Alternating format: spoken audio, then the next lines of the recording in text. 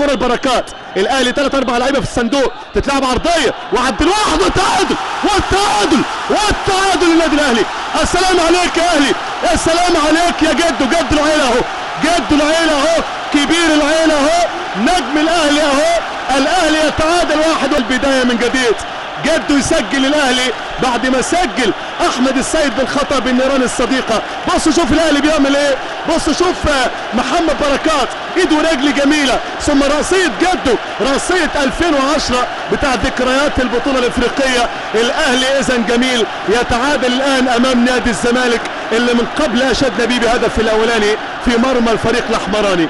اذا بعد لعيبه الزمالك وقع على ارضيه الملعب، كره على طول اماميه ومعاه يطلع تاني الدومينيك دا سيلفا، تعادل، دا سيلفا تعادل، دا سيلفا انبي، دا سيلفا الاهلي، دا سيلفا الدقيقه 82، دا سيلفا يتعادل لصالح الاهلاويه، تحمر وتحلو ويستمتع الاهلاويه بالتعادل والتعادل 2-2.